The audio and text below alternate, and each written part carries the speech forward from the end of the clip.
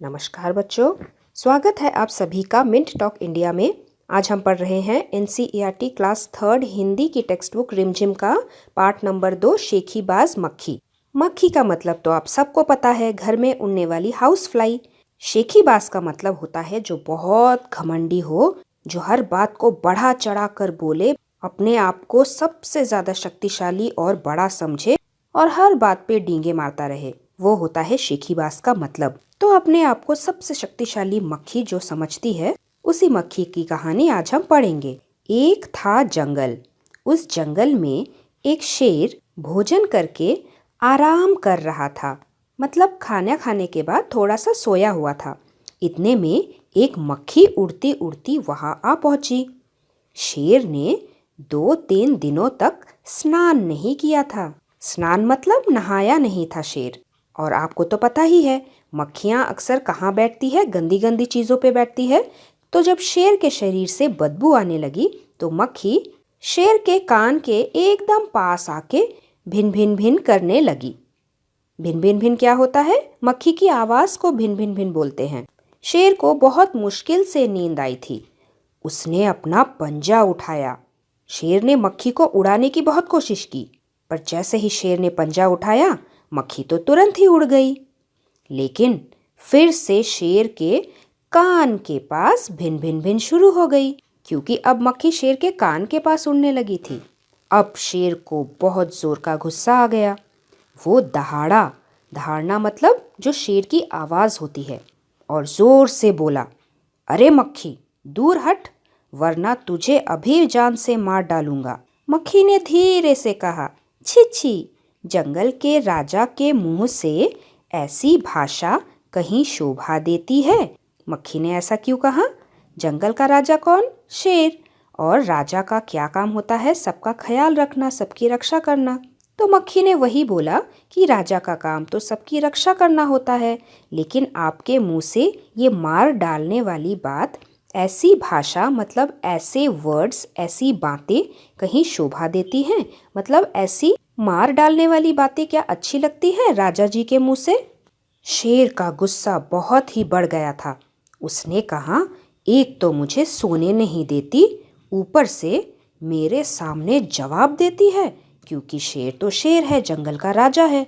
उसे बिल्कुल भी अच्छा नहीं लगा कि मक्खी एक तो परेशान कर रही है, ऊपर से जवाब पे जवाब दे रही है। शेर ने कहा, चुप हो जा, वरना अभी। मक्खी बोली, वरना क्या कर लोगे? मैं क्या तुमसे डर जाऊंगी? मैं तो तुमसे भी लड़ सकती हूँ।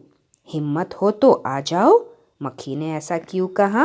क्योंकि मक्खी को तो पता है वो इतनी छोटी सी है कि जैसे ही शेर अपना पंजा उठाकर उसे मारने जाएगा, मक्खी झट से उड़ जाएगी और शेर उसका कुछ नहीं बिगाड़ पाएगा। इसीलिए छोटी सी मक्खी ने शेर को भी चैलेंज कर दिया कि हिम्मत हो तो आ जाओ लड़ने मेरे साथ। बस शेर तो फिर आग बबूला हो उठा। आग बबूला होना मतलब एक मुहावरा होता है जिसका मतलब बहुत गुस्सा आना। मक्खी जहाँ जहाँ बैठती, शेर वहाँ वहाँ पंजा मारता जाता। उसने अपने कान के पास पंजा मारा। मक्खी तो उड़ गई, पर कान जरा छिल गया। कान जरा छिल गया मतलब शेर के पंजे तो आपने देखे ही हैं, कितने नुकीले होते हैं, उसमें बड़े बड़े नाखून होते हैं। तो जैसे ही शेर ने कान के पास पंजा मारा, उसके कान में नाखून लगा और कान से थोड़ा खून आने लगा, स्किन थोड़ा सा निकल गया। उसी को कहते हैं कान का छिल जाना। फिर से मक्खी उड़कर शेर की नाक पर बैठी, तो उसने मक्खी को फिर पंजा मारा, लेकिन फिर भी मक्खी उड़ गई। अब की बार शेर की नाक छिल गई। बेचारा शेर इसी तरह अपने आप को चोट पहुंचाता रहा। मक्खी कभी शेर के माथे पर बैठती, उसके फोरहेड पे, कभी उसके गाल पर बैठती, उसके चीक्स पे, तो कभी उसके गर्दन पर बैठती, उसके नेक पे। और शेर बेचारा पंजा मारता जाता और खुद को घायल करता जाता। घायल करना मतलब खुद को चोट पहुंचाता जाता, खुद को इंज्योर्ड करता जाता। लेकिन मक्खी तो छोटी सी है, तुरंत ही फट से उड़ जाती। फट से मतलब एकदम जल्दी से, 1 सेकंड के अंदर उड़ जाती। अंत में शेर ऊब गया। ऊब जाना मतलब बोर हो जाना। शेर थक भी गया था। टायर्ड हो गया था। वह बोला, मक्खी बहन, अब मुझे छोड़ो, मैं हारा और तुम जीती। बस शेर के मुंह से हार जाने की बात सुनकर मक्खी को तो मजा ही आ गया। मक्खी घमंड में चूर होकर उड़ती उड़ती आगे बढ़ी। घमंड में चूर होना मतलब एकदम घमंड से भर जाना। सामने एक हाथी मिला।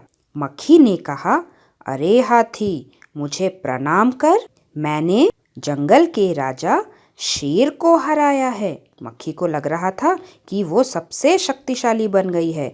वह एकदम घमंड से भर गई थी।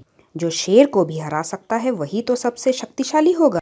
इसीलिए मक्खी ने हाथी को प्रणाम करने के लिए कहा। फिर मक्खी बोली, इसीलिए जंगल में अब मेरा राज चलेगा। राज चलना मतलब जो भी मैं बोलूंगी सबको वही मानना पड़ेगा। हाथी ने सोचा, इस पागल मक्खी से बहस करने में समय कौन बर्बाद करे। बहस करना मतलब फालतू की आर्ग्यूमेंट करना, बातें बढ़ाना। फालतू की बातें बढ़ाने में हम समय क्यों वेस्ट करें। इसीलिए हाथी ने उसे प्रणाम किया और आगे बढ़ा। सूंड ऊपर उठाकर मक्खी को प्रणाम किया। सूंड मतलब हाथी की लंबी नाक, मतलब एलिफेंट्स ट्रंक। और फिर वो आगे बढ़ गया। सामने से एक लोमड़ी आ रही थी। लोमड़ी मतलब फॉक्स। और उसने ये सब देखा। लोमड़ी मंद मंद मुस्कुराने लगी। मंद मंद मुस्कुराना मतलब मन ही मन खुश होना। क्यों? क्योंकि आपको पता ही है लोमड़ी कितनी कनिंग होती है, चालाक चतुर होती है, इंटेलिजेंट होती है। उसे पता था कि इस घमंडी मक्खी को कैसे हराया जा सकता है। जैसे ही लोमड़ी आ रही थी, इतने में मक्खी ने लोमड़ी से कहा, अरे ओ लोमड़ी, चल मुझे प्रणाम कर। मैंने जंगल के राजा शेर और विशालकाय हाथी, मतलब बहुत बड़े शरीर वाले हाथी, बहुत बड़े हाथी को भी हरा दिया है। लोमड़ी के चालाक दिमाग में एक प्लान चल रहा था। उसने मक्खी को थोड़ा खुश करने के लिए उसे प्रणाम किया। फिर धीरे से बोली, धन्य हो मक्खी रानी, धन्य हो। धन्य हो मक्खी रानी मतलब आप तो बहुत महान हो, यू आर ब्लेस्ड, आप तो रानी बन गई हो। धन्य हो आपका जीवन और धन्य है आपके माता पिता। लोमड़ी ने मक्खी को खुश करने के लिए बढ़ा चढ़ाकर इतनी सारी बातें बोली। लेकिन फिर लोमड़ी ने धीरे से कहा, लेकिन मक्खी रानी, उधर वह मकड़ी दिखाई दे रही है ना। मकड़ी मतलब स्पाइडर। वह मकड़ी आपको गाली दे रही है। गाली देना मतलब बुरी बुरी बातें बोल रही है, बैड वर्ड्स बोल रही है। उसकी जरा खबर लो ना। खबर लेना मतलब मकड़ी को थोड़ा दंड तो दो, पनिशमेंट दो। मक्खी तो घमंड में बहुत चूर थी। उसे अपने ऊपर बहुत अभिमान हो गया था। अपने आप को सबसे ज्यादा शक्तिशाली समझ रही थी। इसीलिए यह सुनकर मक्खी को बहुत गुस्सा आ गया और वो गुस्से से लाल हो उठी। गुस्से से लाल हो उठना एक मुहावरा है जिसका मतलब है बहुत गुस्सा आ जाना। जब हमें बहुत गुस्सा आ जाता है, ऐसा लगता है ना हमारा फेस पूरा रेड रेड हो गया है, इसीलिए कहते हैं गुस्से से लाल हो जाना। मक्खी बोली, उस मकड़ी को तो मैं चुटकी बजाते ही खत्म कर देती हूँ। चुटकी बजाते ही मतलब आपने अगर अपने हाथों से चुटकी बजाया होगा फिंगर्स से, तो आपको पता है उंगलियों से हम कैसे चुटकी बजाते हैं। और एक चुटकी बजाने में कितना समय लगता है? सिर्फ एक क्षण भर का, मतलब एक सेकंड का। तो मक्खी ने भी बोला कि मैं उस मकड़ी को एक सेकंड के अंदर ही चुटकी बजाते ही खत्म कर देती हूँ। यह कहते हुए मक्खी मकड़ी की तरफ झपटी। झपटी मतलब जंप लगा दिया उसने मकड़ी की तरफ और मकड़ी के जाले में फंस गई। मक्खी जाले से छूटने की ज्यों-ज्यों कोशिश करती गई, त्यों-त्यों और भी अधिक फंसती गई। ज्यों-ज्यों मतलब जैसे जैसे और त्यों-त्यों मतलब वैसे वैसे। आपको तो पता ही है स्पाइडर वेब्स जो होते हैं, मकड़ी के जाले होते हैं, वो बहुत चिपचिपे होते हैं, स्टिकी होते हैं, जिसमें कोई भी कीड़ा अगर टच हो जाता है तो वो चिपक जाता है और वहाँ से छूट नहीं पाता। और जैसे ही वो छूटने की कोशिश करती गई, मतलब अपने पंख को और भी ज़ोर से फड़फड़ाती गई, उसके पंख भी चिपक गए। अपने हाथ पैर जितना और हिलाती गई, उसके हाथ पैर और ज़्यादा चिपक गए। जैसे जैसे वो अपने आप को छुड़ाने की कोशिश करती गई, वैसे वैसे वो और ज़्यादा जाले में फंसती चली गई। फिर क्या हुआ, अंत में वह थक गई, टायर्ड हो गई और हार गई। यह देखकर लोमड़ी मंद मंद मुस्कुराती हुई वहाँ से चलती बनी। मतलब लोमड़ी ने मन मन में जो प्लान बनाया था वो सक्सेसफुल हो गया, उसका प्लान कामयाब हो गया और जंगल के सभी जानवरों को इस घमंडी मक्खी से छुटकारा मिल गया। तो इस कहानी से हमें क्या सीखने को मिलता है? सबसे पहले कि अपने आप पर कभी भी घमंड नहीं करना चाहिए जैसे मक्खी कर रही थी, और जहाँ शक्ति भी काम नहीं आता वहाँ बुद्धि से काम लेना चाहिए। जैसे लोमड़ी ने अपने दिमाग का इस्तेमाल करके, अपने बुद्धि का इस्तेमाल करके एक प्लान बनाया और उस मक्खी को हरा दिया। और इसी तरीके से हम अपना सुंदर सा पाठ खत्म करते हैं। We will stop here only. पाठ के प्रश्नों के हल हम पार्ट 2 में करेंगे, जिसका लिंक आपको नीचे डिस्क्रिप्शन बॉक्स में मिल जाएगा। तो मिलते हैं हम बहुत ही जल्दी पार्ट 2 के साथ। तब तक के लिए धन्यवाद।